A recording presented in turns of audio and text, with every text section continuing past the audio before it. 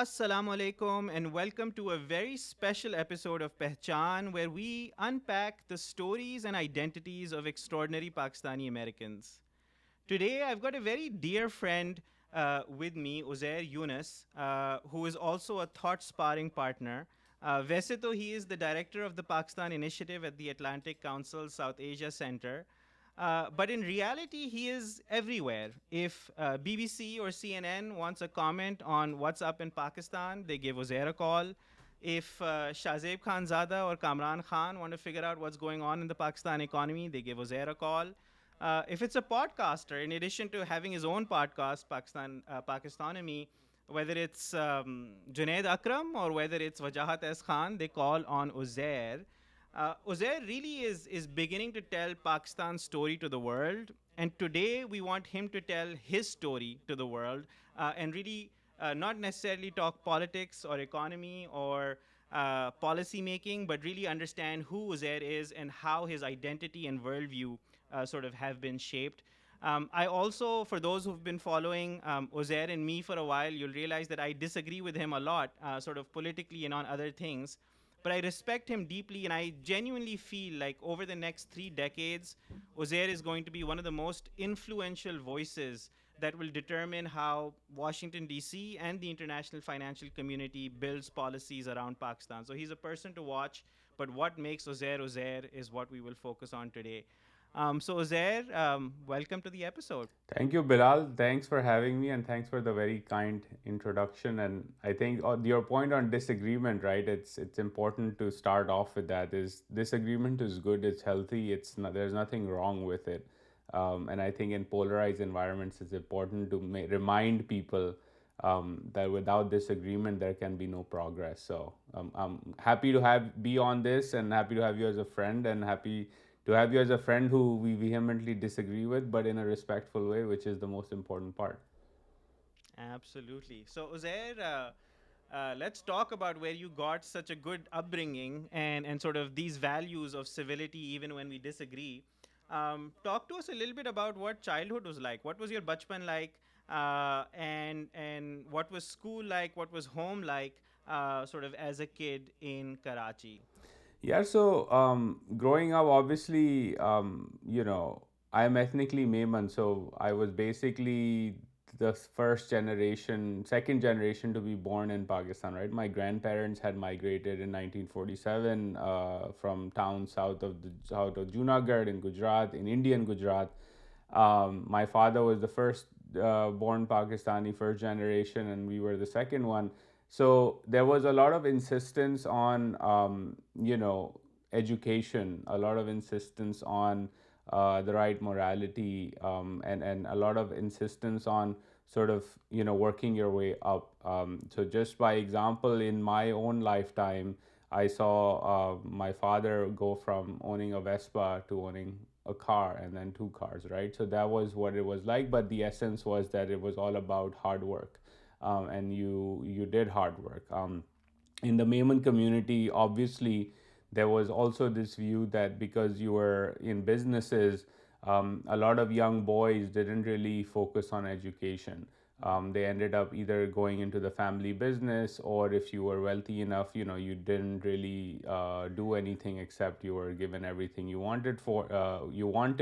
But in our family, it was very different in the sense that my parents were very much about the only time you're gonna get into trouble and have hard questions asked of yourself is when you're not doing well in school. So long as you're doing well in school, not a lot would be asked in terms of how you're doing well in school in a good way, right? So I was like playing a lot of sports. That was Mm-hmm. not a problem. I would be asked if I needed money. If it was like, hey, I need money for a book, then there would be no Mm-hmm. questions. But if for other stuff, there would be a lot of questions. Mm-hmm. And then obviously, Maimans are quite conservative, so there was a healthy dose of religious education involved as well. But religious education primarily not just focused on doing the dogma part of faith, which is say your prayers and go to namaz and all of that, but it was about morality, right? The idea, and I still remember my mother that used to annoy me a lot growing up, was that, always look at those below you, and be thankful. And so it was morality of that sort. So one should always, look at how privileged one is, essentially, is what she was trying to teach us at a very young age. And so that's what it was like. And so I went to an all boys school, St. Paul's, as did my brother. Um, Ended up being enrolled in O levels, at St. Paul's. Studied there through the 11th grade. Played a lot of sports. Was part of the cricket team there, which was very encouraged by my parents. And then when O levels were done, I ended up going into Karachi Grammar School as what they call a new G, for Mm-hmm. 2 years. Did my A levels from there. And again, the question at that point was, my brother, both my siblings are doctors, and they had studied in Mm-hmm. Pakistan. But my dad, not only he himself at one point in his own life wanted to go abroad to study, but he couldn't because he had to run the family business. So he always, he was like, you should see and find a way to go abroad to study. So that's how I ended up in the United States. Applied for colleges, got into a couple of universities that I wanted to go to, and at that point in time, the two big options were either Rice University in Houston and Bentley, which was a college at that time, and Mm-hmm. became a university while I was there, in Boston. And to me, part of my own thinking, and again, this is where I give a lot of credit to my parents. They never imposed anything on me in that Mm-hmm. sense. Was that pick wherever you want to go, but you have a lot of family in Houston, so it might be easier. But my view was, I actually want to do the reverse. If I'm going all the Mm-hmm. way from Pakistan to the United States, I want to be on my own and not have that, comfort of being close to family, and be in a city like Houston where I have a lot of family, but I also don't like that town, Mm-hmm. for various other reasons we can get into. And I loved Boston Legal at that time, as a in high school. So I was like, hey, this town seems like fun. Uh-huh. Had never known about what Boston winters were like, and ended up in Boston realizing that, oh crap, like this town can get very cold and very dark in the winter. But Uh-huh. that's how I ended up in the United States. Wow. That is quite a story. Acha, uh, it's remarkable because I'm also from a Maiman family, which, by the way, on a side note, I'm surprised कि अभी तक आपके ऊपर memes नहीं बने on being a Maiman and sort of running Pakistanomy. That's surprising, but we'll sort of get to that in a little bit. But there was no pressure on you from your parents or your dad to sort of work in the family business. That's quite remarkable of your dad. So, sort of, was that sort of a big part of sort of who he was to say, hey, I want my kids to get educated and make a difference in the world? I'm trying to understand, like, he didn't say you should study this or that. Like, that's quite remarkable. Was that just your nuclear family, or was that true sort of your broader family as well? In No, it was mainly his view. I mean, he wanted my brother to become a doctor, so there was a lot of Mm-hmm. pressure on my brother to be and to study and to become a doctor. He did not want us to go into the family business, and part of that, I think, was because he himself wanted to go abroad, but also part of it Mm-hmm. was that his view, overall, was that you won't be able to do and Mm-hmm. succeed in this business world. And the reason for that, not was that he did not believe that we didn't have the skills or the smarts to do it. It was in fundamentally the morality that he himself had inculcated in us meant that we would not be able to succeed in the world of Pakistani business, as it's run today. And my brother, in fact, at one point did try to enter the family business. He started doing work in the rice export business, and I vividly Mm-hmm. remember that he refused to do business the way it was done, where there was a lot of hera Mm-hmm. pheri done, right? And it was Mm-hmm. this very strong sense of morality that said, this is not how I'm going to earn a living. It's Mm-hmm. not what you've taught me to do. So I think that was always back of his mind, for my father, that this is not a world that you should be operating in. And also, there was this ethos that, very much so, to be very candid and frank here, from my grandfather onwards, was that you need to go to better shores. And we came from Indian Gujarat into Mm-hmm. Pakistan, but there's not much for you to succeed and thrive on in this country. So you should look to go, which was a very common thread among my extended family as well. So my uncles left, settled in the United States. My cousins settled in the United States. And in our direct family at this point in time, only my parents are there in Oh, wow. Pakistan. My sister is Mhm. abroad, my brother is abroad. My part of my family on my maternal side directly is still in Pakistan, but most of them on the maternal side are abroad. Um, and it's the same on the paternal side as well. So I think that was the idea, was that you invest in your education and find a better option and find a better life, and if that takes you abroad, then so be it. Wow, it's actually a lot of foresight, but also very uncommon because I know a lot of other families who would sort of say the exact opposite. So it's very interesting that and now everybody is sort of on the same page, but it was sort of uncommon. At least I feel, or not as common. Very interesting. Acha, let's come to you coming to sort of the US following Boston Legal. I've interviewed a couple of people for this podcast and I've heard all sorts of stories, like people following their girls they liked, like all the way to the US. I've not heard of Boston Legal being the inspiration for landing in Boston yet. But Ozair reaches Boston. What's life like when you land? What goes according to plan and what surprises you when you come here to the US? Yeah, so okay, before I say that, on it was Boston Legal, and it was also Bentley itself, Mm-hmm. because I was studying economics and accounting and basically a business sort of track in grammar. And a teacher of mine had given me a brochure of Bentley, and at that time I wanted to be in investment banking and finance, and they had a wonderful trading room in that Mm-hmm. university. Still is there. It's an amazing school and has a very really solid curriculum. So that drew me there. I ended up in Boston with two suitcases and a hand carry and a backpack on my own. Took a cab, stayed at a hotel for a couple of days, and then went to campus. I think when the culture shock, it was less of a culture shock because I had been to the United States before. Um, but being in that university environment was a challenge in the early months, mainly because I realized that over here in the education system, professors and teachers actually invest a lot of time and energy into you, and sort of Mm-hmm. helping you grow as a person, which was primarily not the case in Pakistan, right? In Pakistan, it's like you go to class, you study, you leave. A couple of teachers may teach you some things here and there above and beyond that. Like we had, our cricket coach in St. Paul, Sir Philip, like he's still there, and he inculcated a lot of energy into making you a better, well-rounded human being. But for the most part, it's not like that in Pakistan. Whereas in Bentley and the university environment, that was a big change, and to appreciate that you could approach your professors, you could approach the administration, and sort of engage with them. That was a big shift. The second shift obviously was that in my class I was one of two Pakistanis from Pakistan. There Mm-hmm. were a couple of other Pakistani Americans, and we were very, three or four of us, maybe five of us in our class in total.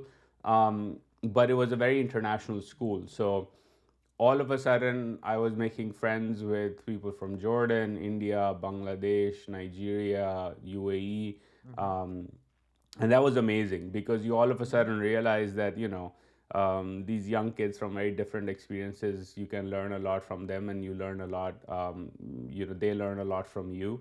So that was अच्छा fun. एक minute में इसको आपको pause करूंगा. Whenever a Pakistani comes, they make a choice when they come into the university early on. Okay, either they're gonna hang out with just Pakistani dudes or they're gonna make friends with everyone. Was this a conscious choice that you made to say, "Hey, I'm gonna go out there and make as many different friends as possible," or did it just naturally happen that you made sort of friends who were more international in their outlook? No, so Bentley mein, because Pakistani the thi, so there was Uh no huh. option like that, which was a conscious choice I had made to not go to Mm-hmm. Houston, right? Because I did Mm-hmm. not want that experience. I was very clear in my mind. I wanted a very Mm-hmm. different experience than what is very typical of Pakistanis coming to the US.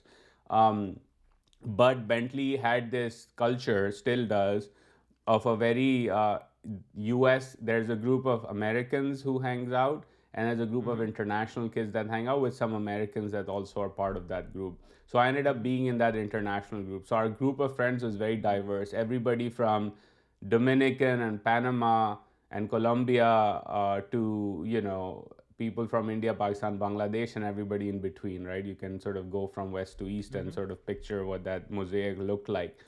So we studied together, we partied together, we hung out together. Even to this day, like, part of that experience is that if I go to countries, more often than not, I will just pick up the phone and WhatsApp or message a friend of mine on our group, and say, hey, I'm coming here, and I'll end up meeting a lot of my friends from Bentley because they're all over the place. So it was, the going there and having that experience was conscious, but once you're there, that Mm-hmm. is your experience. There is no other way around it. Mm-hmm. Mm-hmm. Wow.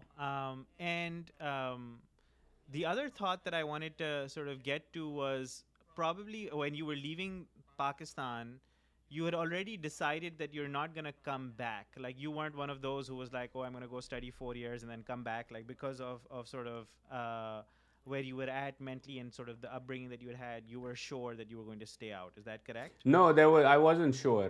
There was still Mm-hmm. this feeling that at some point I wanted to go back. So I did my first internship back in Pakistan. I worked at Citibank in Mm-hmm. 2008 in their consumer credit department. And then obviously at that point in time I was on a student visa, so there was still a question mark about H1B and getting a job and all of that.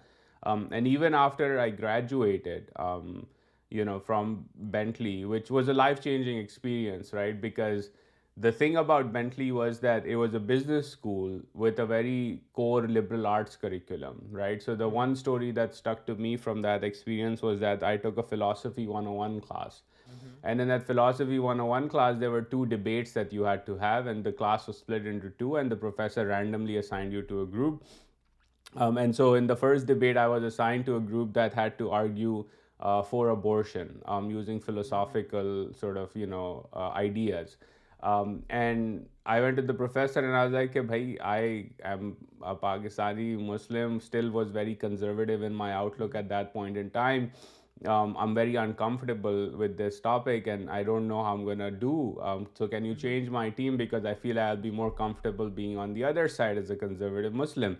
And she was like, no, that's not how it works. And the idea of the class itself is to put you in a position where you can argue for a position you may not believe in because you have to do Uh-huh. the research. And Mm-hmm. that's the fundamental part, right? Mm-hmm. So Bentley was very good in that sense. The liberal arts curriculum forced you to be very uncomfortable with what you Mm-hmm. knew and believed in, Mm-hmm. and do the research and then reassess what your worldview was and how it evolved. So it was very transformative in that sense. Mm-hmm. Um, Mm-hmm.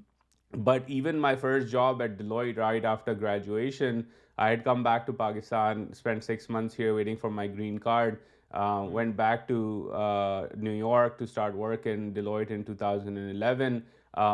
But even through 2013, 14, I wanted to go back to Pakistan at some point, Really? and sort of Why? work there. Yeah, so we've talked about this. So I was an Insafian through Mm-hmm. 2013, 14. Uh-huh. So Uh-huh. I wanted to be part of that change. I Mm-hmm. also felt that there were things that one could do in Pakistan. So we actually, like my best friends and I, Bilal and Ali, when I was there in 2010 waiting for my green card, we started a startup. It was called Pata Mm-hmm. Lagao and was supposed to Mm-hmm. be the Yelp equivalent, right? Mm. So we had actually mapped um, and created a directory of thousands of businesses in Karachi, Lahore, and Islamabad. Wow. Put it on Google Maps and all of that, and the idea was we'll grow it. Well, it turned out that we were expecting the mobile revolution to come to Pakistan faster than it came, primarily Mm-hmm. because the 3G licenses were never issued on time at that point. Mm-hmm. This is 2010. Um, so we knew, Ali, myself, Bilal, knew that there was something going on in this economy Mm-hmm. that could be pretty Mm-hmm. fun. We Mm-hmm. tried our hands at it. The policy environment and the telecom, terrorism, all of that did not go in our favor.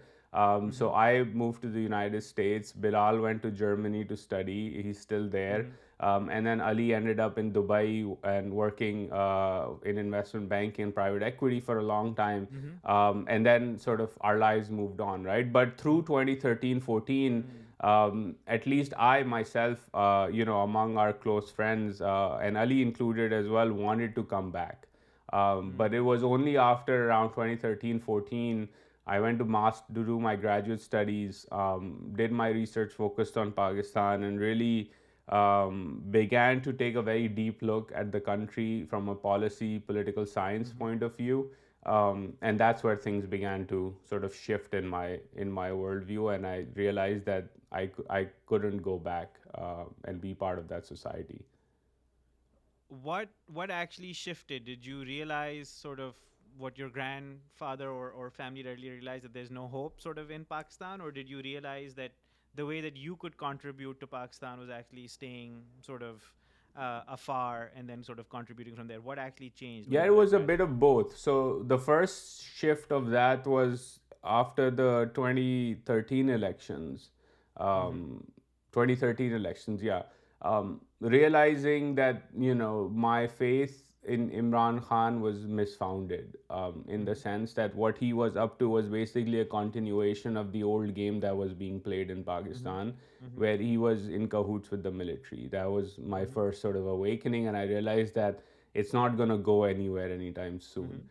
Mm-hmm. The second realization at a personal level was that, um, being a Maiman, I would never be able to break into the political system or the political economy of Pakistan the way other ethnic groups, particularly Mm-hmm. Punjabis, break through. And that point was there in my mind in 2014, 13, and 14, but it grew while I was at Fletcher because I was doing the research and I continued to hear that point repeated time and time again. Mm-hmm. And then I began seeing it in action as well, Mm-hmm. right? That, Mm-hmm. there was no political connection my family had. There Mm-hmm. was no influence my family had beyond in the Maiman community. And the Maiman community, as you know, we don't do politics, right? So Mm-hmm. there was no way to open that door up while being in Pakistan on my own merit. It was simply Mm-hmm. not possible. Whereas over here in the United States, I finished my graduate studies. Bentley gave me a full scholarship for just being an international student on merit, right? Opened the door of a new life for me. At Mm-hmm. Fletcher, I was, I had some federal loans through my green card. The US government was helping me study and educate myself. There was a number of funds in the university funded by Mm-hmm. Americans to help me go do my research all the way in Bannu on the war on terror in Pakistan and understand from an academic perspective what was going on. And then I came back from that master's, and my thesis advisor, Professor Schultz, sat me down and he was like, "Yeah, help me understand your background fully," right? So I explained it Mm-hmm. to him, and he was like, "So you're a bloody civilian." And I'm like, yes, I am, and I don't come from the core of the political economy Mm-hmm. of Pakistan. I'm not Mm-hmm. Punjabi or anything like that. And so he was like, well, I've had a lot of Pakistani students, who are even ethnically Punjabi, but who are bloody Mm-hmm. civilians who can't make anything shift in that Uh-huh. country, right? So he was like, but you understand economics. You've obviously done part of your research is focused on emerging markets and economic policy. So he was like, you should look into that space Mm-hmm. as something that where you will have far more success at a professional level, at an impact level than anything else. And I was like, oh, Mm-hmm. that's kind of interesting. And so I graduated, was working for about 6 months in New York at a company called IBB Consulting. Imran Shah is a co-founder. I think we both know him. He's at the American Mm-hmm. Pakistan Foundation as well. An amazing, amazing guy and an amazingly successful Pakistani. Mm-hmm. And Imran knew when I applied and worked at his firm that ये इधर टिकेगा नहीं, इसने कहीं Mm-hmm. और ही जाना है. But he was like, Mm-hmm. work here, you're obviously Mm-hmm. smart, you're doing well. Mm-hmm. But if you want to leave and do what you feel like doing in Washington or elsewhere, it's fine. Mm-hmm. So that's what happened. 6 months later, I had a job at Albright Stonebridge Group, Madeline Mm-hmm. Albright's consulting firm. And that's where I realized that, I could break into a firm run by a former Secretary of State of the United States of Mm-hmm. America on my Mm-hmm. own resume without any Mm-hmm. connections, except the only connection I had was another Fletcher grad was there who said, I will Mm-hmm. like push your resume through to Mm-hmm. for them to look at it, right? And beyond that, it's all you. Yeah. Versus going into Islamabad, let's say, There are no solid consulting firms on the public policy space run by former foreign ministers of Pakistan. Mm-hmm. And even Mm-hmm. if they were, I would never be able to break Yeah. into them because that's not how the system operates. So I very quickly realized that the beauty of America was that you could be from wherever you are. And if you push hard enough and work hard enough, you can break through whatever field you want to break into. Even one as complicated and closed off on the from the outside looking in as political consulting work in Washington D.C. And so I think the more I became part of this society, the more I realized that what my father and my grandfather believed was right in that sense, that the West, particularly open democracies in the West, provided you with an avenue to succeed unlike anything else. And so, if you invested your time and effort, you would have far higher rewards doing that in a place like the United States than in Pakistan. So, wow. I think इसके बारे में तो कोई two debates नहीं है कि a meritocratic society and what the US offers for people like you and I is sort of incredible, and we can only do the things that we do here. But एक Memon pride की भी एक interesting कहानी है कि where you know one of the things that kept you here was the fact that you were like, I'm Memon, I'm not Punjabi, I don't have the connections to sort of break through sort of in Pakistani policy making circles. But what's fascinating is that to some extent you have broken through a lot of hard work sort of in Pakistan, but what you've accomplished and what you've achieved and the level of influence that you've achieved sort of in Pakistan is quite remarkable, and even made more remarkable by the fact that you're Memon and not Punjabi and all of those things. So we'll come to that part of the story, but I find it also interesting that in some ways you've proved yourself wrong. And whether that's true or not, I'll sort of come to you and sort of ask you at the end of this whether you feel that or not. But that's very very interesting. So now, And before you talk. ask Yeah. the other question, like on the Maiman Punjabi or being Mm-hmm. at the core of the Mm-hmm. political economy, right? I think Mm-hmm. before folks take it the wrong way, the point over here is that there is a certain amount of privilege Mm-hmm. particular ethnic or economic Mm-hmm. groups in Pakistan have. Mm-hmm. And at times, those very ethnically dominant groups, or let's call it the inner circle of the political economy, don't realize it that life outside on the periphery looks very different Mm-hmm. compared to what it looks like when you're on the inside of that core. Mm-hmm. And I think it's in Pakistan's case, it's primarily ethnic, right? In Mm-hmm. America's case, it's racial. And it's Mm-hmm. all we can talk a bit about that as well. Like the Mm-hmm. African American Black community in America is on the outer side Mm-hmm. of that system, right? All societies have that.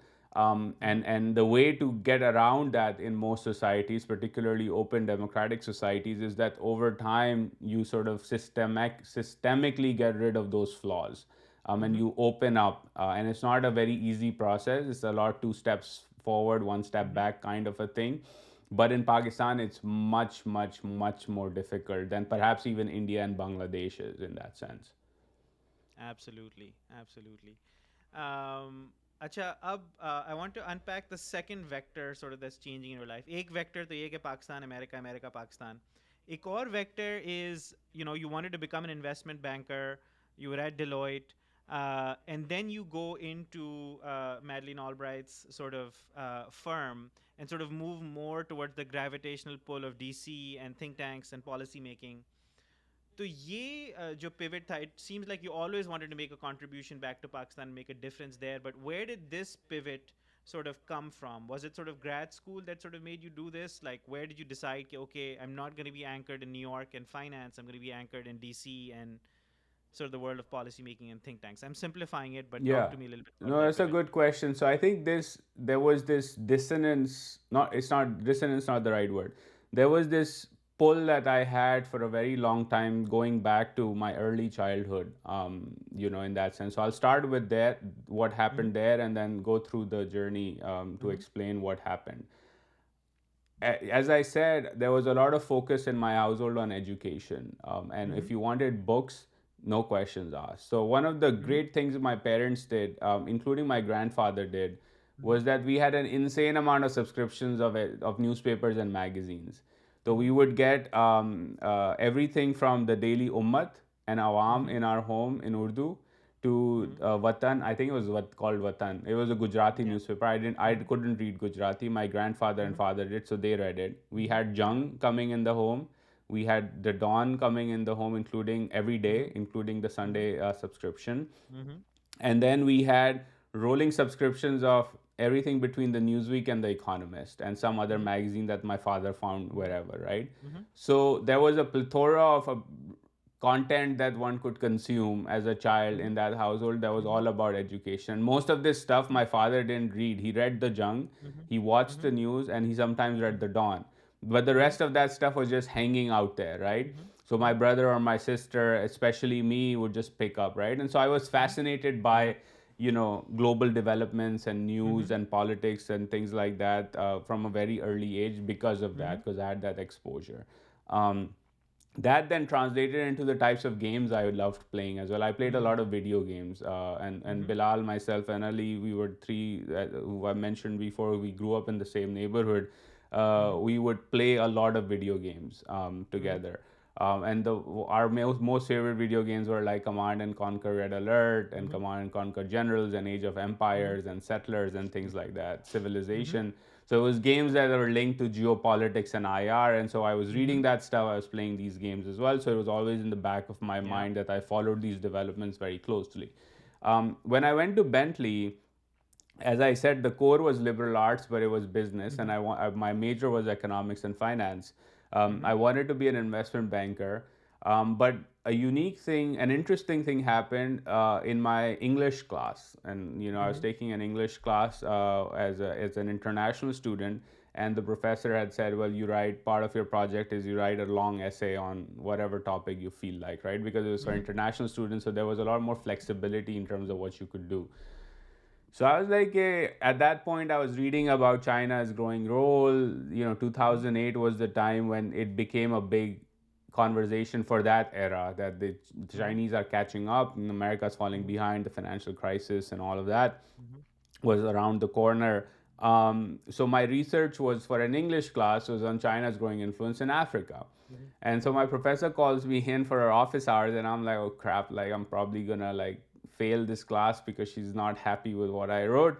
And she was like, Mhm. it's an amazing essay, but it's a very different essay compared to what students at Bentley typically write because you're writing Mhm. about geopolitics and IR. Mhm. And so she was like, if you ever think about doing your master's, you may want to Mhm. look at non MBA routes, in particular, look at the Fletcher School of Law and Diplomacy, which is also here in Mhm. Washington. I was like, okay, I put it Mhm. in the back of my mind, life continued.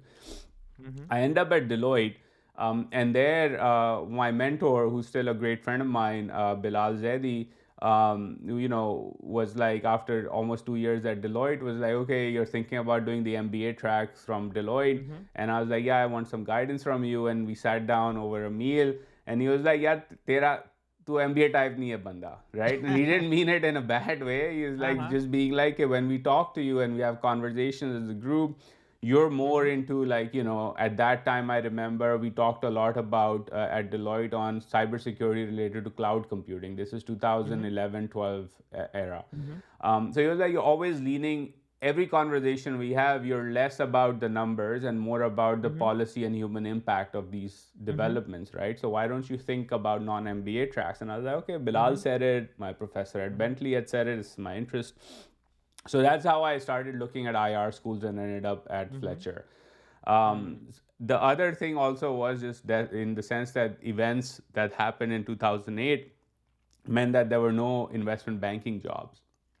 So Mhm. that route was closed automatically. Plus, Mm. again, my interest in policy meant that when I was studying monetary economics and the crisis, because we were actually being taught about all the innovations the Fed was doing as they were happening. Mhm. It was a Mhm. very crazy era to be an economic student Mhm. at a university.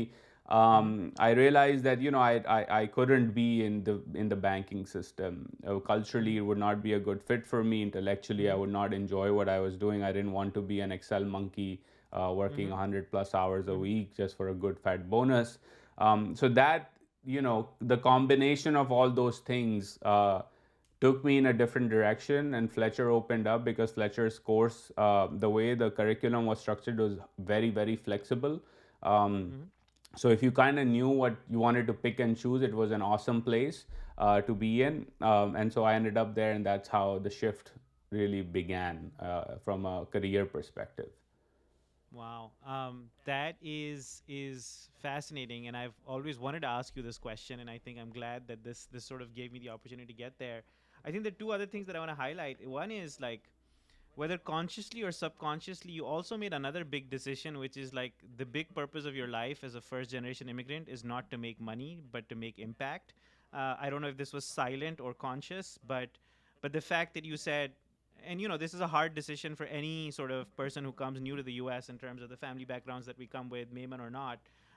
And so I think that that's an interesting part, and I'd love for you to elaborate on that if it was like a decision or not. And then the second part I think that might have contributed to that is the fact that you said, when you were a child growing up, there were newspapers, there were books, like all of that was sort of part of your upbringing in terms of how sort of you were brought up. This is so interesting because it's uncommon again for Mayman households. But when I was growing up, I remember in the early 90s, my dad's salary was 5,000 rupees and per month. And they said, okay, what we did was like we tried to put you in the best school that we could. At that point, that was city school, but they would actually take loans to buy me books.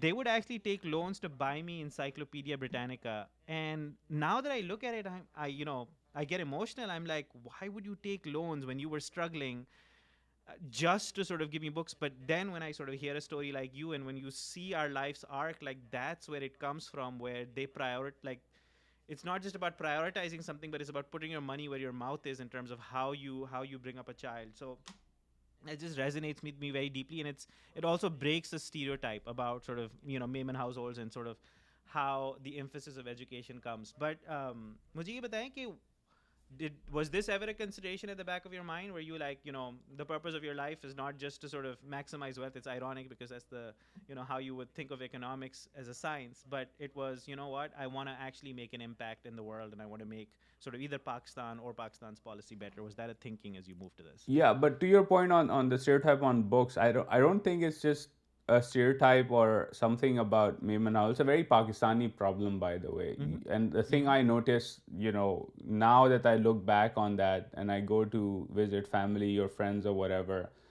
you may have noticed this as well when you go to Pakistani households. You never see a library in their Mm-hmm. homes Mm-hmm. because we don't read, and I think that's Mm-hmm. a fundamental flaw, right? Very few Mm-hmm. homes that you go into will have a library.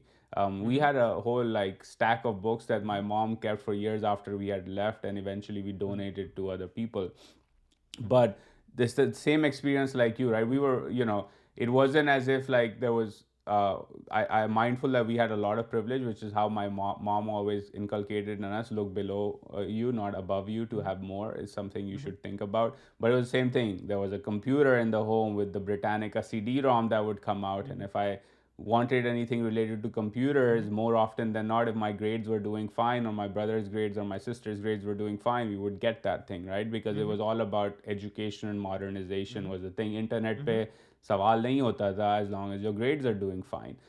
Stuff Mm-hmm. like that. But to the point on sort of, impact or maximizing wealth, it was a conscious decision. I knew going into grad school that there would be a decline in the near term income I would earn. And in fact, when I left Deloitte, went into grad school, and then got my job at the Albright Stonebridge Group, actually my paycheck was about 15% less than what my initial paycheck at Deloitte was as an undergrad, Wow. right? So Uh-huh. it was a real, it was, you had to consciously make that choice, Mm-hmm.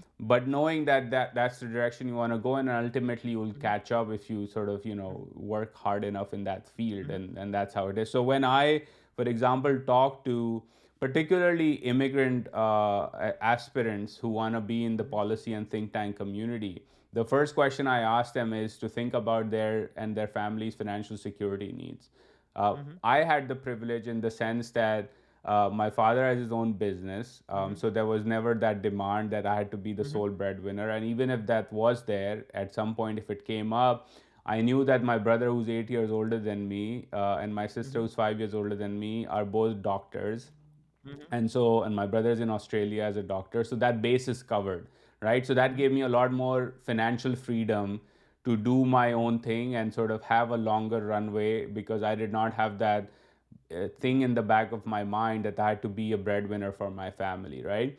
But I tell that to, Younger sibling privilege or youngest sibling privilege is something I never thought of, but very yeah, interesting. so that was always the gap, or the Mhm, privilege that I had, right? So that allowed me to make that choice. But when I talk mhm, to younger folks coming in, especially who immediately from reading their resume that they're mhm, either immigrant or don't come from really privileged mhm, backgrounds, my first question to them is, okay, in the next 5 years, how financially secure do you need to be for yourself and your mhm, family?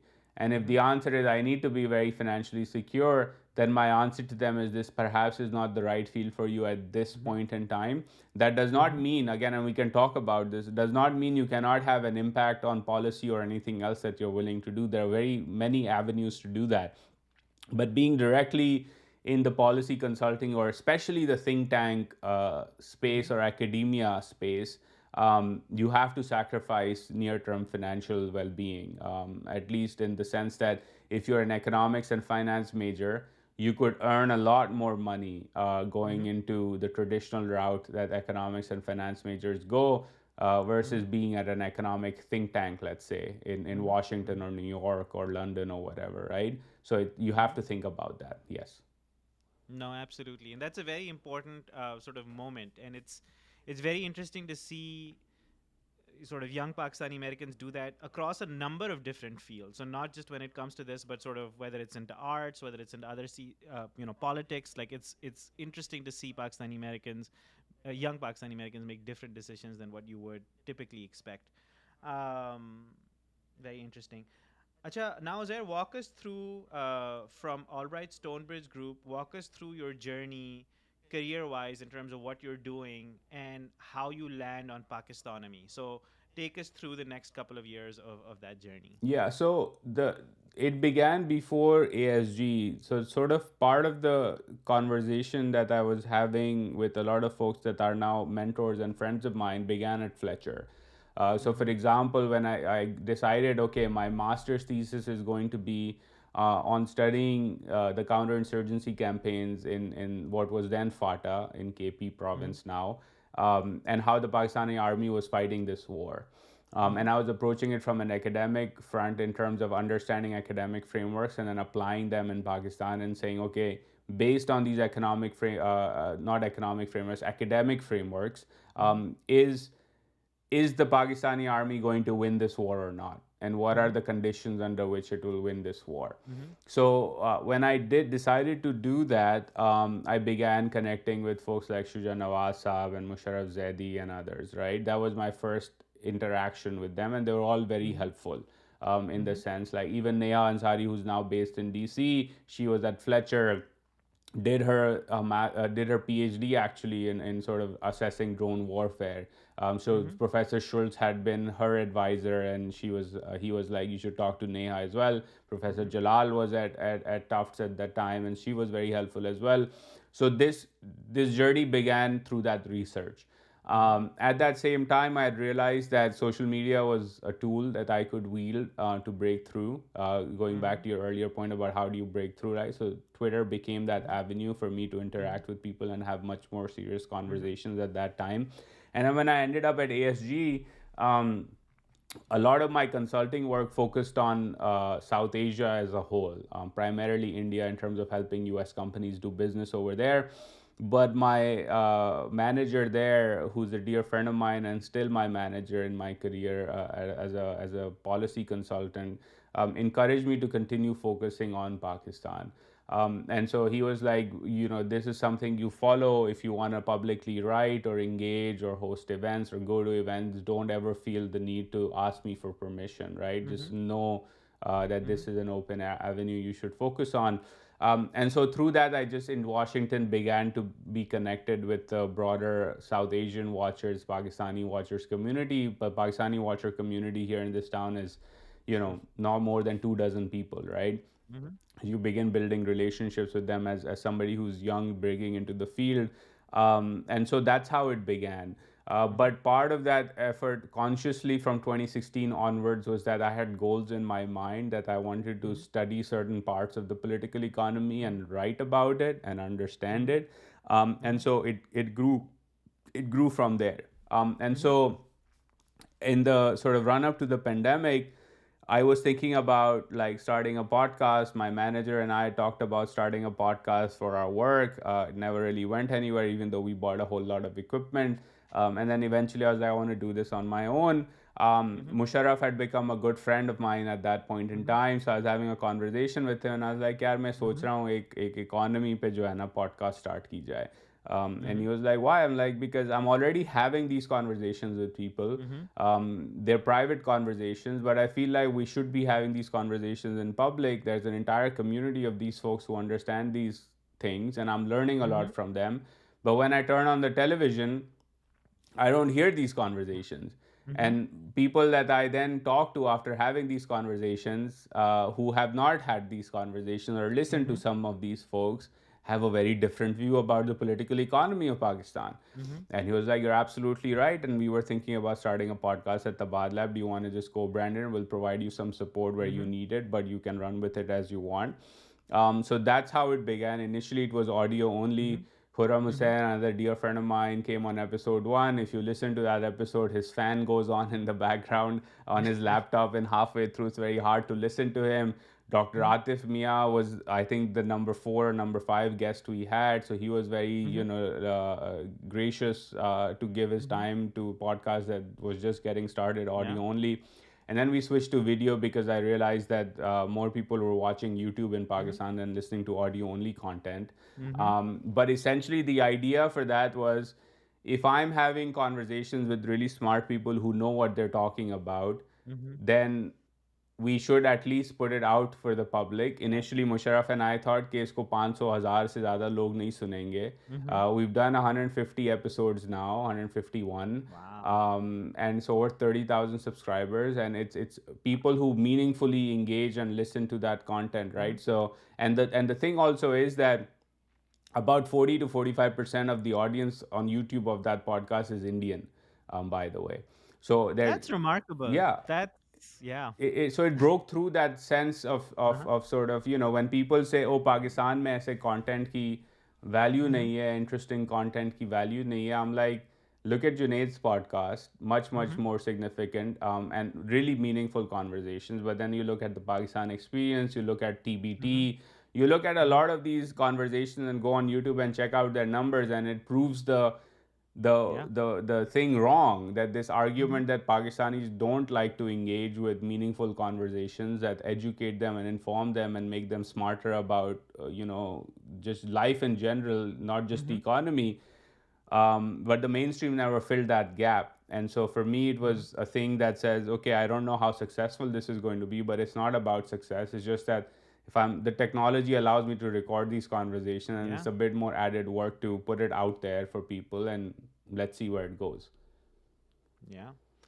No, I think that I mean, and what a profound impact your decision had, because it not only sort of brought those conversations into the public square, but it allowed those conversations to make a real impact in the world. I would argue that a lot of your conversations are making us smarter and enabling our people to ask much smarter questions of their public officials. So I think, even though it's a hard game to tell, but I feel like the quality of conversations and the level of awareness on the economy has improved significantly over the last couple of years. Of course, that has to do a lot with the fact that our economy is nosedived, but it also is because there have been voices like you educating people in sort of a different context. So I think that's remarkable, and in fact, it's the same sort of underlying reason for me starting this as well, which is to say I wanted to discover my own identity by talking to different people, and I'm like, let's throw it up on a podcast and let other people benefit. So I think and you don't know what the unintended consequences of that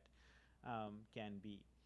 Um, how did Pakistani go from this germ of an idea that would be viewed by 500 to 1,000 people in your initial estimation to something that propelled you to where you were the voice on the Pakistan economy, whether it was domestically and also sort of more with the international press as well, over the last year or so? How did that transformation sort of happen? Walk us through it a little bit.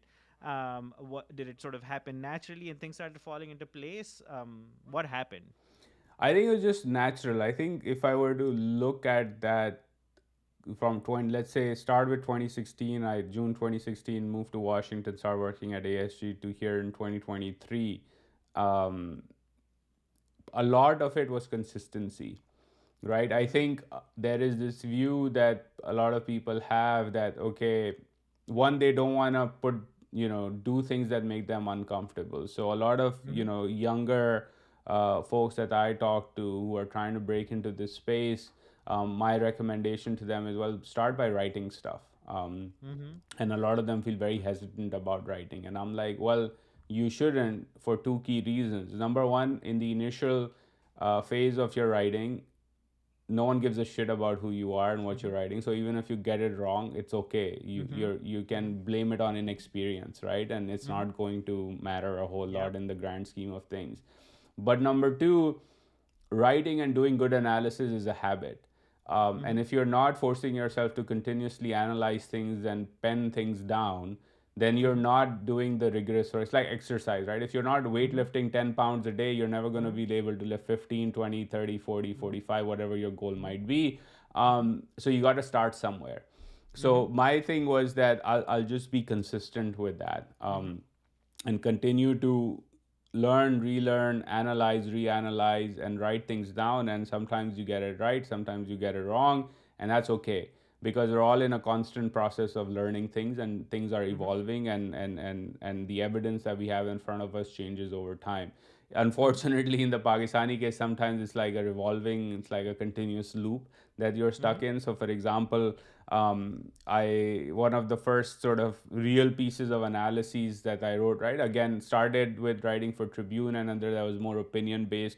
But one of Mm-hmm. the first real analyses I did was for the Friday Times. Mahim Meher was a good friend of mine. Not at that time, a friend of mine had connected me to her. She was Mm-hmm. editor over there, and she was like, economy पे लिखो, but economy Mm-hmm. पे लिखो ऐसे लिखो कि मतलब wonky ना हो ज़्यादा, right? So I was Uh-huh. like, ठीक है, कोशिश करते हैं. So that article in the Friday Times in, I think it was October 2016, it was published, Mm-hmm. was my takedown as if Ishaq Dar's economic success, Mm-hmm. right? And here I am in 2023 doing that same analysis where there is not nothing much has changed, right? So in that sense, Mm-hmm. sometimes it's different in the Pakistani Mm-hmm. context, but overall, you have to keep relearning and applying that analysis. So consistency is key. I think the second key point of that was that, unlike what most people believe, which is that, Pakistanis try to bring each other down, and others from Mm-hmm. our community in the broader South Asian community sort of try to keep us out of the, each other Mm-hmm. out of certain circles. I was, I disagree with that, because Mm-hmm. everybody who's had an impact in terms of encouraging me, Mm-hmm. who's been part of my life, has encouraged me to do more of this, right? Mm-hmm. So the fact that, there were people like Musharraf, Shuja, Safia, Shamaila, as a whole host, and a lot of names I will miss, even my boss Anand, encouraged me Mm-hmm. constantly to do this stuff. So Mm-hmm. consistency plus encouragement from your more senior colleagues and Mm-hmm. friends, Mm-hmm. is an awesome recipe for success. And then third was this, I think, natural gap that I saw in the market. So to your point about me studying an economics and business major and finance major, was that you're always looking for market gaps. And the Mm-hmm. market gap in Washington, at that time when I moved here, was that all of the Pakistan watchers, and most of them Mm-hmm. even today in this town, will be able to tell you all the intricacies about the 10 corps and the 11 corps and the Yeah. 111 brigade, and what's the Mm-hmm. military up to, and what's the security situation Mm-hmm. like on the border, and what the radical group framework is, etc. Mm-hmm. But they wouldn't be able to tell you what the commerce ministry is trying to do, or how the Mm-hmm. finance division actually works. Mm-hmm. So that Yep. was a gap, and I filled that Mm-hmm. gap. And I was like, this is actually like, and this goes back to Professor Schultz. What Yeah. One of the things he said to me was, countries need money for war, and if your Yeah. country doesn't have money, how is it ever going Mm-hmm. to fight a war effectively, right? Yeah. So I filled that gap. So I think Mm-hmm. those were the, like, consistency on my own, sort of, remaining focused on what I was doing, regardless of how much traction initially one got. Secondly, encouragement from a lot of people who mentored me and encouraged me to do what I was doing at that time and even today. And then third, knowing that there's a gap here, and then Mm-hmm. moving very aggressively to fill that gap, because not only is it something I'm interested in, but also it becomes lucrative over time from an Mm-hmm. intellectual professional career perspective, that you are the person for that because there's nobody else in that Yeah. in that space. That's fascinating. Now I want to give the other side of this, which is the niche that you picked was also very nichey. It was a niche, um, and it wasn't like it could sort of sustain you financially on a day to day basis. So how did you juggle this? So you did your day job and you did this, and you say that consistency was an important part of it. But at what point in the podcast did you know that okay, this is now sort of taking off, this is sort of going to get established? At what point in the journey did you know that okay, this is beginning to take off? And how did you also manage your life around it? So were you juggling a day job and doing this on top? How is that sort of journey evolved in terms of being able to sustain something like this? Because it's a tremendous initiative, it's creating a lot of impact, it'll be lucrative for you long term, but how do you, and this is for the younger listeners out there, how do you sustain doing something like this and investing your time into this? Well, so the podcast, both Pakistani and Nazuk More are hobbies, essentially, Mm-hmm. as I see Mm-hmm. them. They're a way for me to engage in conversations and learn from folks, and use my own Mm-hmm. analysis and put it out there. So I don't ever see them becoming like a financially or professionally Mm-hmm. lucrative Yeah. thing in the economic sense of the word. Mm-hmm. They're lucrative professionally now, because it's helped me build my own profile as in terms of Mm-hmm. thought leadership, Mm-hmm. which is good if you're doing policy consulting Yeah. work. But my day-to-day job, I have two day-to-day jobs. One is as VP at the Asia Group, where I do policy consulting work for private sector clients, and the other is at the Atlantic Council, marshaling their Pakistan initiative within the South Asia Center. I have to juggle those two roles, and it's Mm-hmm. increasingly becoming a bit challenging, but it requires a lot of time management, Mm-hmm. which means that I have to run a pretty decent calendar and know what I'm up to at what point in time. So that's important, because the Asia Group job in particular is very demanding in the client side of things, so you can't mess that up. Mm-hmm. The Atlantic Council think tank one, because research and programming has a different tempo to it, you can plan far Mm-hmm. longer in advance and sort of move through that. And if certain crises happen, you adjust. The podcast itself, you have to fit in. So Nazuk More, we typically record either early morning Eastern time during midweek, which is like 6, 7 a.m. Eastern for me, or on weekends if the longer Mm-hmm. episode is. So, like, we're recording this today. Right after this, I'm going to be on with Amber and record Mm-hmm. Nazuk More, right? So, you have to manage that time. Mm-hmm. And then I think.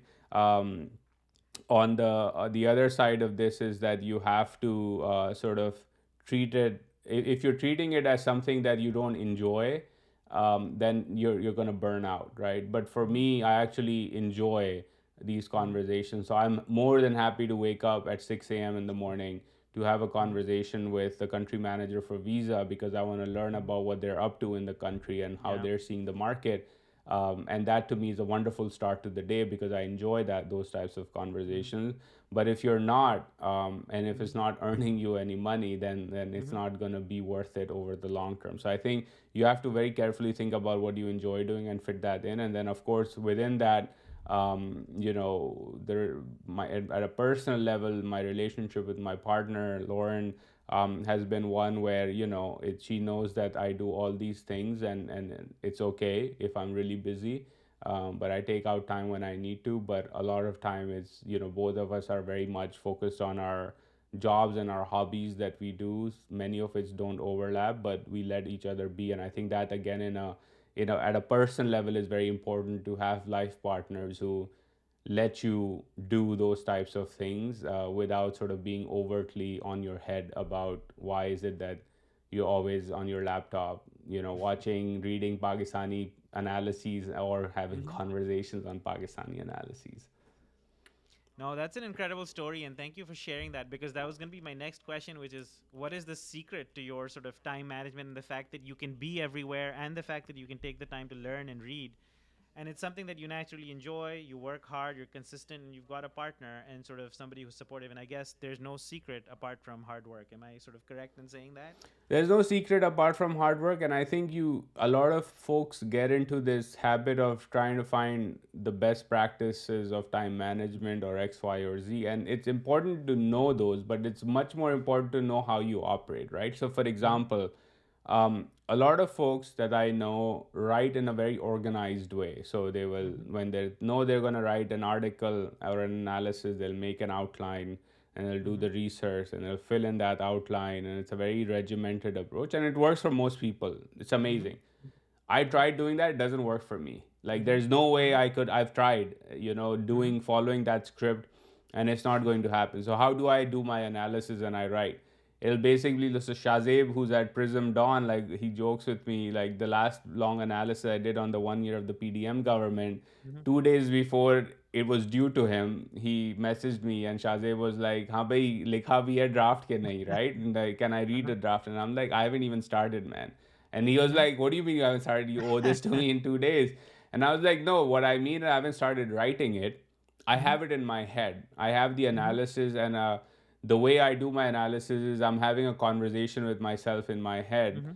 and I know the flow of things I'm going to take. So when I actually sit down to type, it's just typing is not I've done the hard work. It's not on Mm-hmm. paper, it's not on anything, but I know what I'm going to write. And so I delivered that to him the next day earlier than what he anticipated. And I Mm-hmm. messaged him and I was like, "Yeah, I told you it's in my head." And once I sat down, it was a breeze for me to write Mm-hmm. it very Mm-hmm. quickly, right? Because I kind of knew the story. But that works for me, may not Mm-hmm. work for a lot of other people. So I think it's very important to know how you operate. Mm-hmm. And if you start thinking about things like, oh, if I'm laying on the couch just watching television on and sports, I'm procrastinating.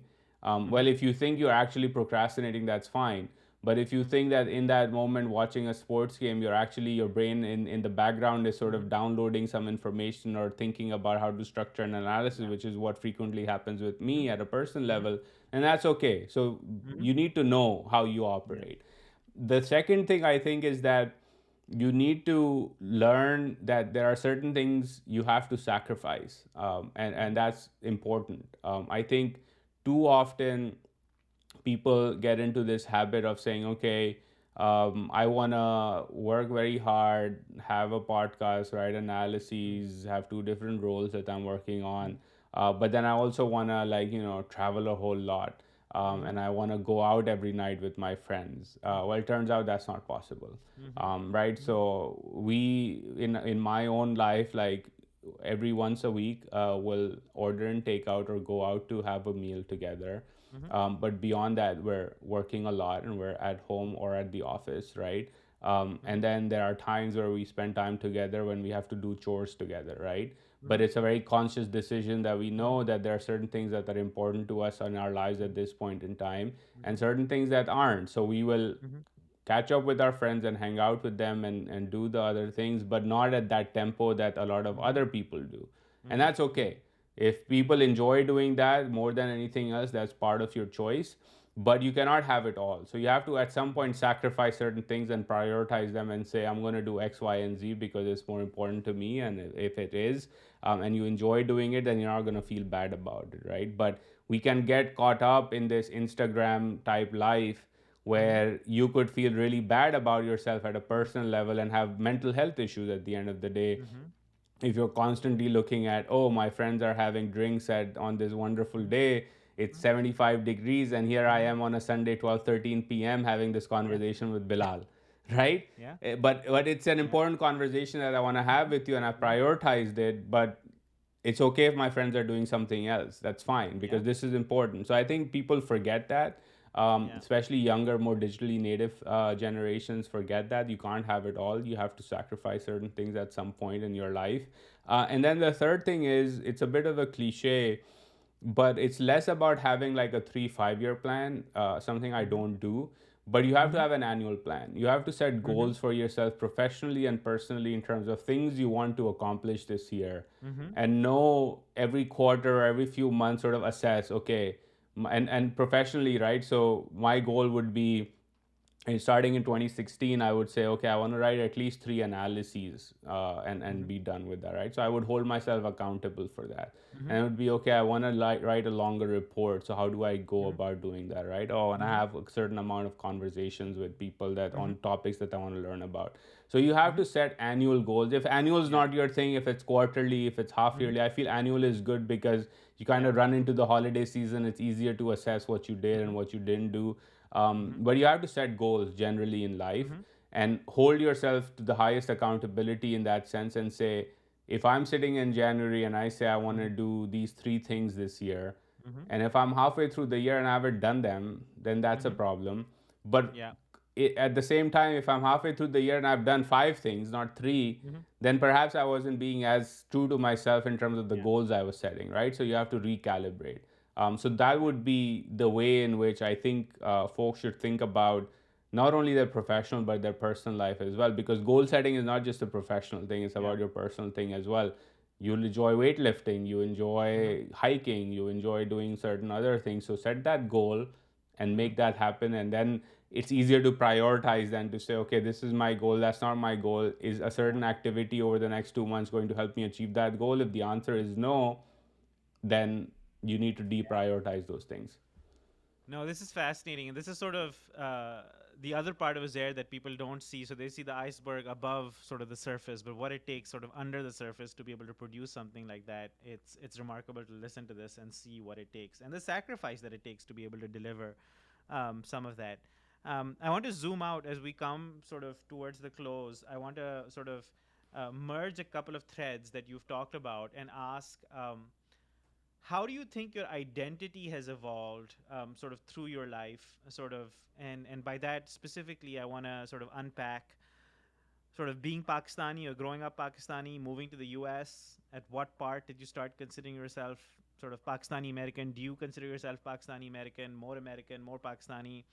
How has sort of your identity evolved um, over sort of the 3 decades of your life, and how sort of your career and other things sort of influenced what it is today?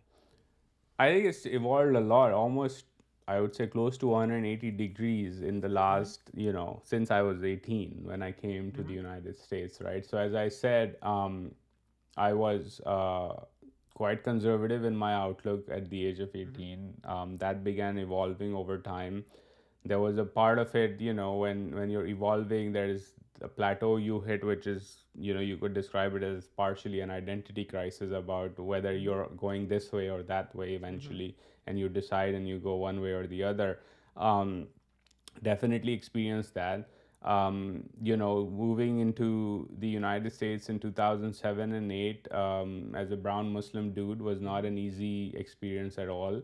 Now there are holidays for Eid and Mm-hmm. Ramzan is hip and Taraweeh in Times Square and things like that, but it wasn't like that a few Mm-hmm. years ago. Um, so there was definitely part of that, and then over time, I think I began to see myself more as an American Pakistani, and I see myself as an Mm-hmm. American Pakistani today as well. And part of that reason is not just that I live here and I'm a U.S. citizen or anything like that. Is that the values that I now hold dear in my own Mm-hmm. sort of sense, in my Mm-hmm. own moral compass and ethical Mm-hmm. compass, Mm-hmm. are very American values. Mm-hmm. And what I tell to a lot of Pakistani Americans and Mm-hmm. Pakistanis of my friends who are Pakistanis Mm-hmm. abroad in Pakistan, sorry, that I say to them is that look around the world and look Mm-hmm. at where you see Pakistanis wanting to go to have a better life. Mm-hmm. Not only wanting to go to have a better life, but where they actually have an amazing impact in communities that they're a part of. So whether you Mm-hmm. look at Houston, Chicago, New York, LA, Silicon Valley, random towns in Ohio, and Mm-hmm. on the outskirts of Pennsylvania and things like that, you will find not just Pakistani Americans, but Americans of any descent Mm-hmm. thrive. But let's stick to the Pakistani Americans. Then you will find them in London, in Manchester, Mm-hmm. and things like that. You will find them in Australia. You'll find them in Germany. Yeah. These are all open, liberal, democratic societies. where we thrive and we succeed and we make the most out of what potential God has given us or what we've created for ourselves through our own experiences. We don't succeed in Moscow or Beijing, right? We don't Yeah. succeed in authoritarian countries. Yes, we send our labor to Saudi Arabia and to Dubai and to Qatar and to Kuwait, but you really don't have that vibrant of a there is no Saudi Pakistani community like there is a British Pakistani community or Canadian Pakistani or an American Pakistani community. And so to me, that then becomes a guiding post to, for example, in my own policy sense over time has become is that actually the diaspora needs to more forcefully argue for an open, more liberal, more democratic Pakistan, where the same levels of support and openness are afforded to minorities that are afforded to us over here. So if Times Square can have Taraweeh and everybody in the diaspora celebrates, well, do we ask that same question when Pakistani politicians come to the United States to ask us for money for their campaigns, right? Or when they come to meet us to ask about policy, do we ask them, hey, I know you love the fact that the United States has opened a brand new mosque in city X, or Taraweeh is in Times Square, or Eid is now a holiday in Maryland and in New York and many other communities where there are Muslims and Pakistanis living. But have you allowed Holi to be celebrated openly on M. Jinnah Road recently? Have you allowed or talked about enabling more churches to be built by Catholic Christians in Pakistan? Was there a Christmas procession with Santa Claus where everybody was celebrating that went down Constitution Avenue in Islamabad? And if the answer is no, you haven't thought about it, then we should press them on that.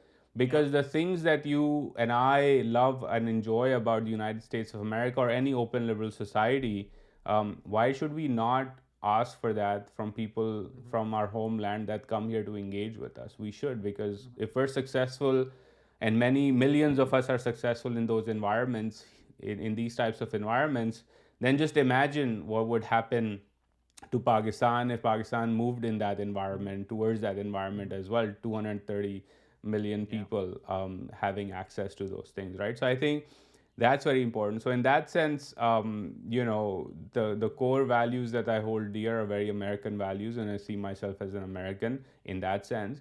And then the core Pakistani values that were inculcated in me through my parents and my ancestors and others about always have an impact, be mindful of those below you, be conscious about your privilege. Those are things that are taught to us in any and every Pakistani household. It's very core to us, especially if you're growing up in more of a less privileged type of community, which is immigrant in nature. These things are taught to you in Pakistan. And so that then leads you to, even in this society in the United States, talking about things like, income inequality and what do we do to our minorities here in the United States, particularly the African American community? What does it mean to continuously reevaluate the Bill of Rights and the constitutional safeguards that are provided to folks, and the idea that, right now in the United States, there's this ongoing heinous action against trans kids, right? And do we speak about that or not? We should, because today one minority may be targeted, tomorrow it'll be another, and soon enough it's going to be us as a minority, right? And I think we need to be conscious of that, and that privilege can go away. So I think in that sense, I'm Pakistani in that idea. And then finally, in my work, all of that reflects into the work that I do, which is that we need to find a way to really reorient and solidify a new relationship between the country of my birth and the country that I have adopted as my homeland, and find a way that creates value and benefit for the people that call both those countries their homeland, and find a way that generates impact. And that's basically, me being an American Pakistani is how I see that relationship should evolve as well. It should take the best from both of us. And again, the United States should, I think, take a more forceful position on things like, Pakistan is one of the world's largest democracies and it must remain democratic. Mm-hmm. The United States and the diaspora should push the United States to adopt a more strong policy towards minorities' rights in Pakistan. And the Pakistani community should also then look at things like what is it that we're doing in terms of going beyond funding schools and mosques Mm-hmm. and healthcare Mm-hmm. institutions in Pakistan, all of which is very important stuff. Mm-hmm. But what are we doing proactively to move that needle in that relationship that reflects our values as American Pakistanis, right? And I think that's where we lack a bit because we're not super organized. But in my work, that's a guiding sort of North Star, that how I see my work and its impact as well. Wow. I think the outcome of where you've landed, you're one of those very rare people who's actually got it sorted and is taking the best of what it means to be American and the best of what it means to be Pakistani and saying these are the values that I'm going to espouse and live by. I think that's remarkable and actually much more rare than you would imagine. The one layer deeper question that I have, and sort of very quickly, was the process as clean as you're making the outcome sound? So the outcome is very clear now in terms of you're taking the best values of what it means to be Pakistani and American, and there's such a joy that you bring to when you discover your roots or identity. You went to India and discovered your Maiman roots, but it feels very easy and effortless when it comes to Uzair figuring out his identity.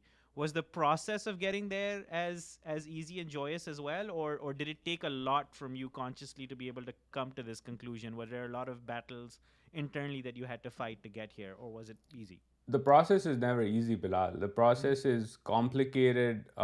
It makes you question certain things that you've been taught, relearn certain things, and it's very uncomfortable. It's almost like the way to think about this is if you work out, let's say you want to start running, Mm-hmm. that first kilometer jog you're going to do, your body's going to be Mm-hmm. extremely sore. And as you Mm-hmm. train towards that marathon, your body's going to be sore day in, day out. You're going to have to Mm-hmm. take care of it. You're going to have to take a pause. You're going to have to make sure you eat the right things. You're going to have to Mm-hmm. make sure you go to massage. It's the same thing about learning about your identity and Mm-hmm. relearning about it and educating yourself and re educating yourself. Mm-hmm. And to me, even right now, that process is not over, right? Because the Mm-hmm. world is changing. Now I'm having to learn about, still am learning about like what's the right way to even ask somebody about their pronouns. I don't Mm-hmm. know how to do that. I have to Mm-hmm. learn, and I wasn't Mm-hmm. taught how to do that. So I have to Yeah. teach myself, and actually, in the process of teaching myself, like fix my own biases as well, right? Mm-hmm. As Mm-hmm. a man, essentially, Mm-hmm. which has its Mm-hmm. own set of baggage that we bring with Mm-hmm. onto the table. So I think, and this is just one example. Mm-hmm. So that journey, when I reflect back on this, was volatile. It was Mm-hmm. sometimes five steps back and two forward, and five forward Mm-hmm. and two back. Mm-hmm. And it cannot be. Mm-hmm. It's not possible for anybody, a human being, to go through that process without being sore, right? Like your Mm-hmm. muscles become sore. Yeah. But you have to be conscious of the fact that at times it's okay to hit the pause button and reevaluate Mm-hmm. things about who you are. Mm-hmm. It's important to also continuously, educate yourself. I think again, going back to a very early habit, reading, right? I think Mm-hmm. one of the things we've fallen victim to in this age of like instant gratification and 2 minute long videos or 60 Mm-hmm. minute long 60-second long videos and all of that is Mm-hmm. that look, what I say in a tweet, Mm-hmm. or what you say in a tweet, or what you say in a 60-second TikTok, or I say, or anybody else says in a 60-second TikTok or whatever, um, is not going to intellectually be sound. It's Mm-hmm. impossible for it to be intellectually Mm-hmm. sound. The books in your background, those are intellectually sound things. The books in Mm-hmm. my background are intellectually sound things. Reading Mm-hmm. them, being able to write these long analyses is what is far more important. And if we're not reading those things, then we're doing ourselves a disservice thinking that watching a bit of YouTube or watching a bit of, listening to a few podcasts is going to solve that problem. It may open the window to you, right? Which is why I ask my guests, what are your reading recommendations, when I Mm-hmm. remember to ask them that question, Mm-hmm. because that's important. Mm-hmm. And you can tell a lot about a person by hearing about what they read and what they enjoy reading or don't enjoy reading, right? There are Mm-hmm. people who will have very strong views on Mm-hmm. certain things, like people, for example, I know have very strong views on and I raised this topic because I was talking to about it with somebody last night on Ranjit Singh in terms of Mm-hmm. his legacy in the Punjab. Mm-hmm. They've never read a book about Punjab's history. And I'm like, how do Wow. you have a strong opinion on Ranjit Singh and his legacy when you haven't made the effort Yeah. to read the historians who've actually done the research to Yeah. write about him, right? Mm-hmm. So I think that process is tough. Mm-hmm. But part of the way to get through that process is by actually reading. It's the best way to sort of get through it and enjoy the process as well. Absolutely. Well, Uzair, to wrap it up, maybe in like 30 seconds, I want to ask you, like, what you want to do next or what you hope to sort of accomplish in life in terms of the impact that you want to make. But let me do it in a dramatic way, which is like at your obituary or when your obituary is being written, since you like the written word, what would you be like to be said about you in terms of the impact that you left in the world and the contribution that you made being such a unique American Pakistani voice, and the sort of influence that you have today, which will inshallah continue to grow forward? Like, what is the impact and how do you want it to be defined, um, looking forward? I don't know. I haven't. That's a great question because I haven't. When you're still 35, I guess you don't think about your own mortality. Uh-huh. So I haven't thought about it. I think in terms of what I want to do next, I want to write a book at some point. Mm. A book that's a bit different in the sense that, and I was actually talking to a couple of people about what that might be. And my thinking on that is that I want to sort of take a different view on Pakistan's economy, what the prospects for Pakistan look like from a perspective of, okay, if you're a 20-year-old, Mm-hmm. can I write a book that helps you understand where this world is going? Mm-hmm. And in that context, can I help shape an understanding of that 20-year-old's mind, Mm-hmm. both at a professional level, because they need economic security more than any other country, youth in any other country, but also to help them understand that politically, from a policy perspective, what are things that they actually need to agitate for, Mm-hmm. to be able to realize those things. So I think that's my next goal, is to take a look at what I see happening in the world from a technological innovation and climate change perspective, and put it in the Pakistani context and really help that 20-year-old understand that the world is your oyster. You can take Mm-hmm. advantage of it because everything is on your phone now. But you first need to explain to them where this is going, because I think the biggest disservice we've done to successive generations of Pakistanis is to not impart to them meaningful education and meaningful facts that are rooted in rationality, logic, scientific method, and truth. And I think that was, again, talking to your point, going to your point about my own journey, that was the hardest part Mm-hmm. about growing up. Essentially, was to pick up the books and realize that a lot of what was taught to me in the Mm-hmm. curriculum that I grew up with, even though I was privileged enough to study O and A levels, Mm-hmm. was absolute crap.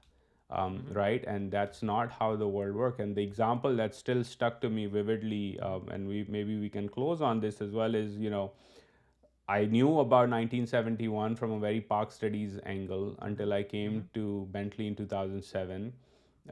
Made friends with a couple of Bangladeshis who had a very different perspective on it. And Mm-hmm. I was taken aback by, okay, this clearly, both of us can't be right here. So, Yeah. what is the truth, right? Was the Mm-hmm. question. So, I go into the library and I'm looking at books, and at that time, the most accessible book I found on this topic was The Blood Telegram. Mm-hmm. And for those who haven't read The Blood Telegram and are interested in this topic, read it. And I picked up The Blood Telegram for two reasons. One, I was like, okay, this is the American view of what Mm-hmm. happened. And the American view, at least the way we're taught about 1971, is that America betrayed Pakistan. And I was like, okay, I want to learn what the Americans think about this, Mm-hmm. because this person was at the State Department in Dhaka, and the telegram Mm-hmm. was actually being written by him within the State Department.